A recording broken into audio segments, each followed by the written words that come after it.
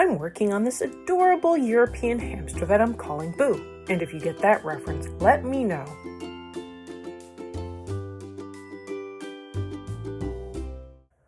I decided to come in with sepia first and block off some of the main shadows that were easily seen.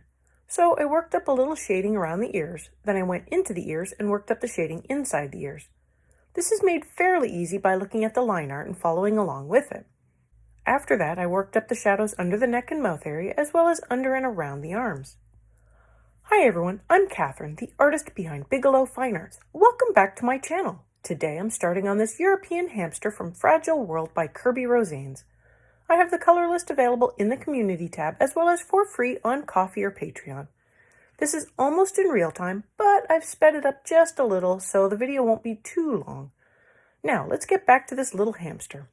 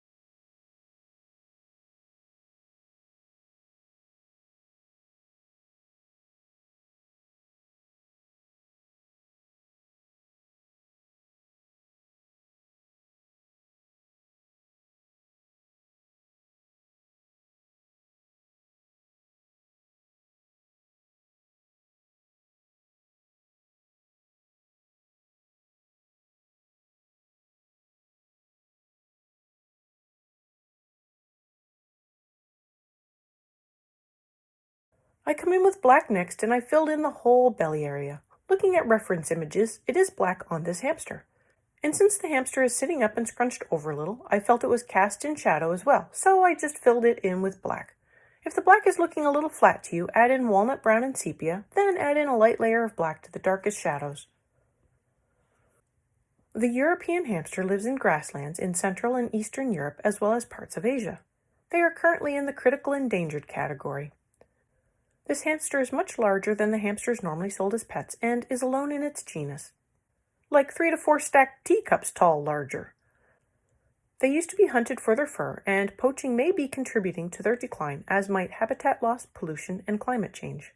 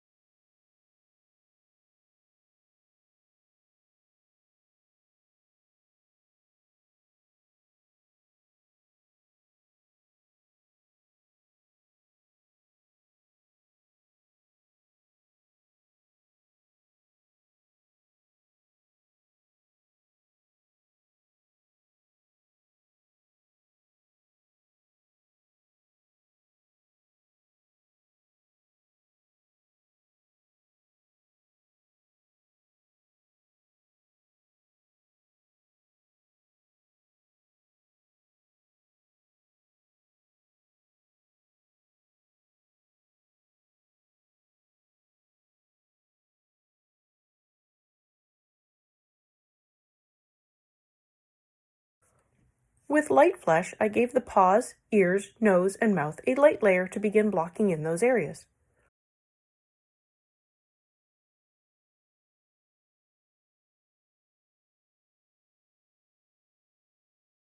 For the ears, I mostly kept the color to the lightest part of the ears, but a layer over the whole ear will not make a difference either.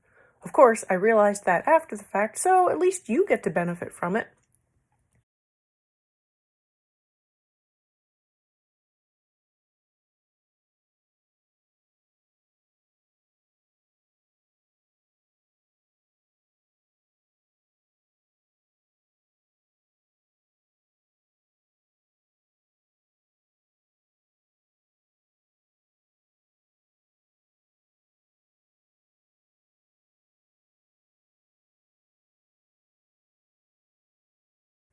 I used cinnamon on the shadows. I basically went over the areas where I had already placed sepia.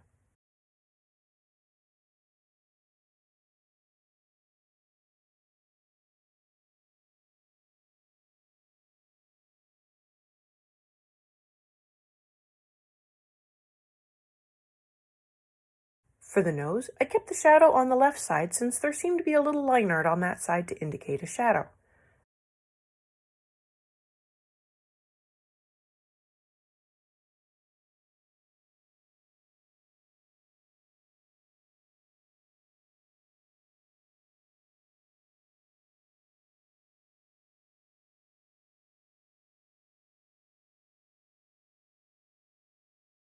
And finally for the paws, I really just followed the line art and kept the color right over those circular lines.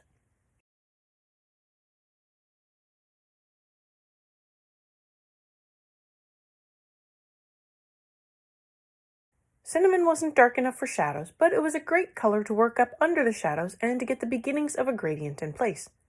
So with the medium flesh, I can work up the darker part of the shadows and allow the cinnamon to be the gradient. I used this on all of the light-colored flesh parts, like the ears, nose, mouth, and paws.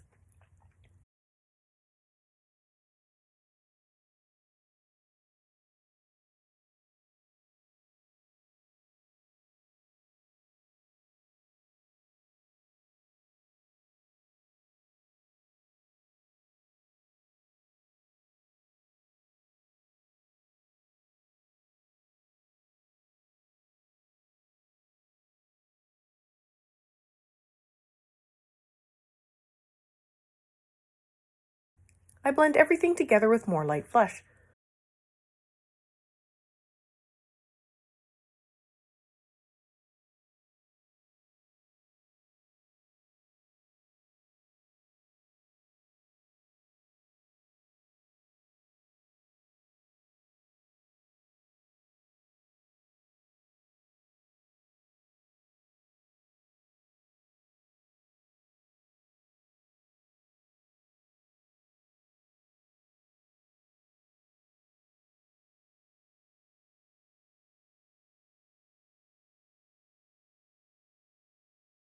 And to touch up the gradients for the shadows a little more, I come back with cinnamon and make sure the gradients are smooth and filled in well.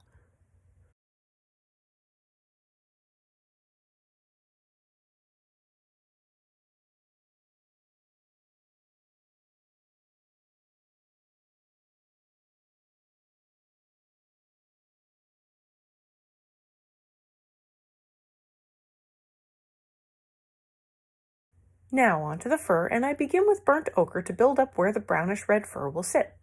This works out to be around the snout, eyes, side of the face, up to the top of the head, along the arms and legs, under the neck, and around the ears.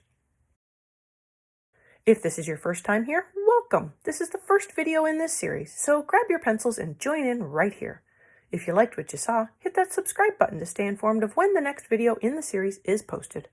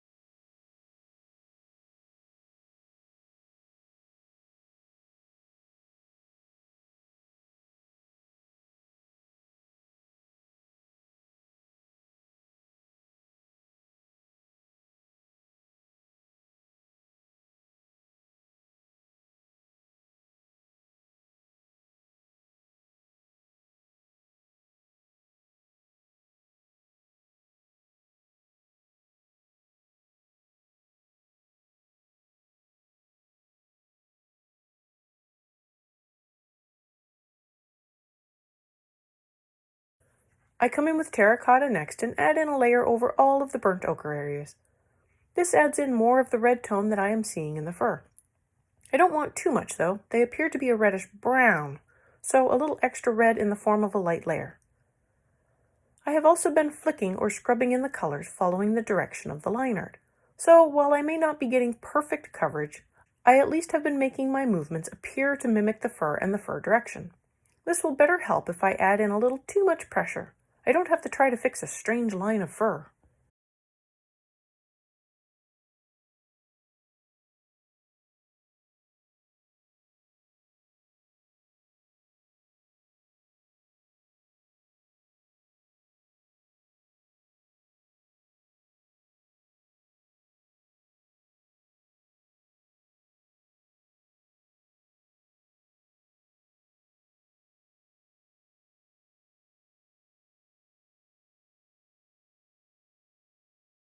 Continuing with the layering, I come in with burnt sienna next, which has a touch of red but is more of a brown red. I add this flicking or scrubbing as needed, but I am keeping this a little more to the darker areas of the reddish-brown fur. So where I have placed sepia, I do allow the flicks to go most of the way so it will help with gradients and blending later.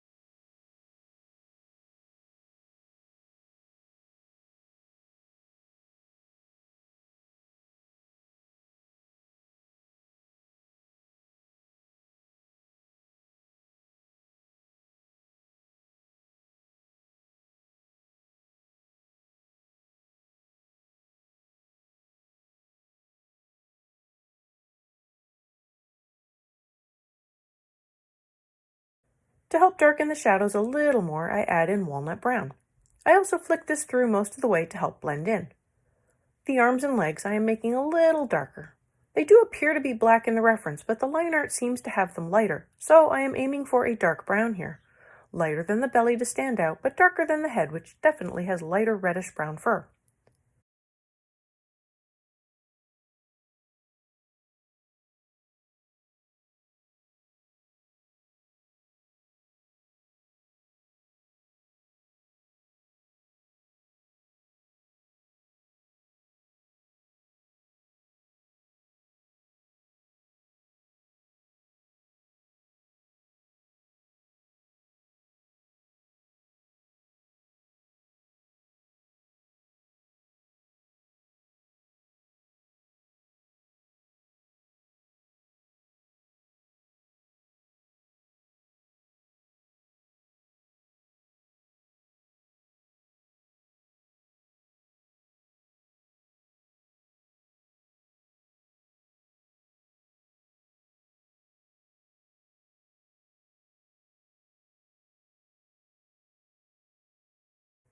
For the head, the walnut brown is more for the shadows and helping refine shading.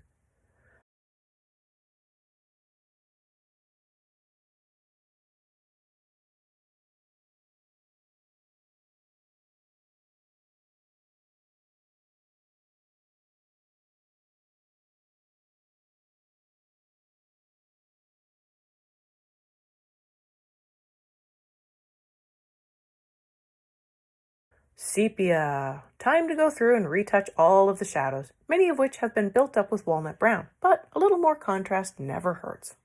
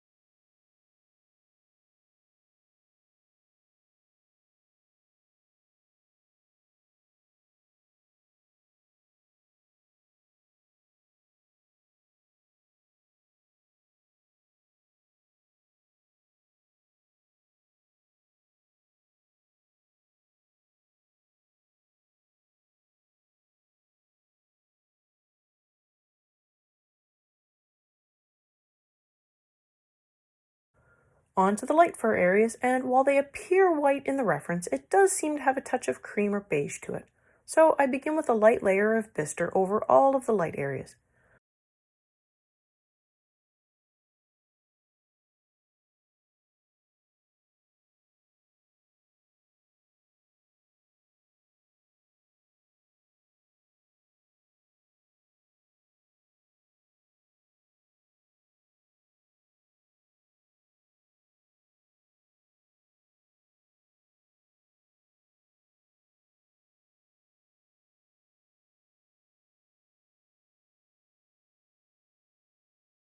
I decided to add in a layer of light yellow ochre to all of the darker parts of the fur.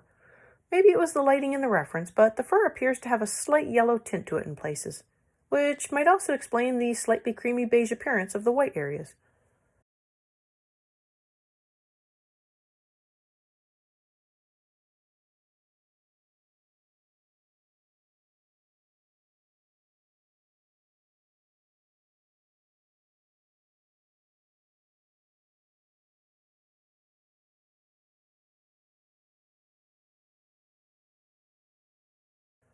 I add in a layer of cream, which does give the poor hamster a slightly jaundiced look. I swear, it's the camera, but keep the layer light.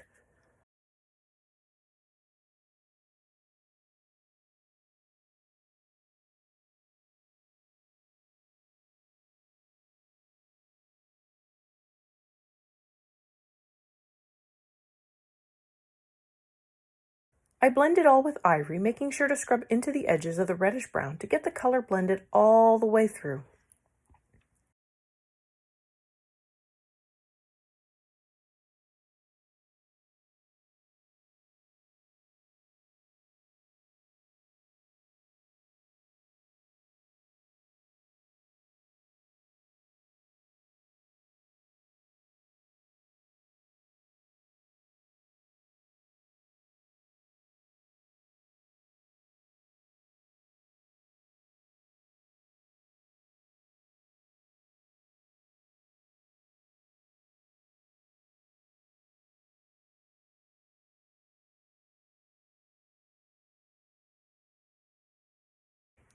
I touch up the arms with a little black to make them just a little darker. I then fill in the eye with black, making sure to work around the highlight in the eye.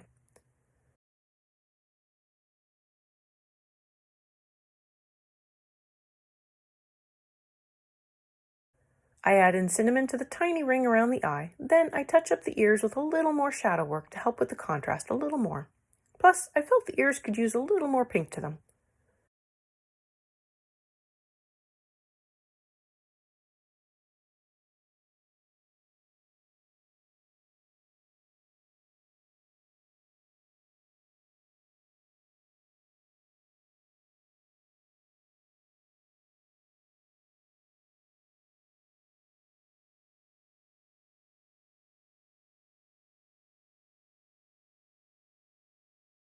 Finally, I go through with burnt ochre and work up the edges of where one color fur meets the other. I really don't want any lines where one color ends and another starts. Fur should overlap, especially on something that appears to have slightly longer fur like this hamster. So I flick color out into the lighter fur just to blur that edge a little more, and it helps fill in some of the gaps. I did fill them in with ivory, but I also want to fill them in a little with burnt ochre. And that is one adorable hamster.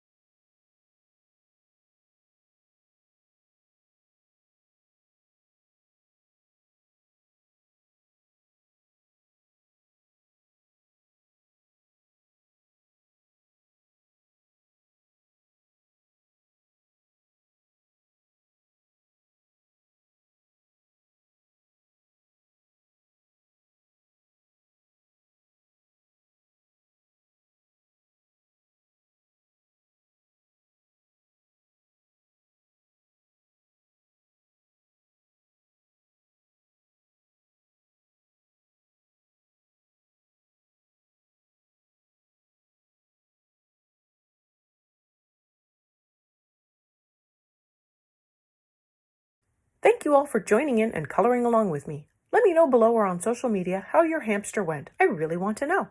I want to thank you all so much for coming along and joining in with me. If you found this useful, please like and share so others can also find this video. If you want to color another furry little animal, I have a video coloring up a bat. Check that video out here. And until next time, happy coloring.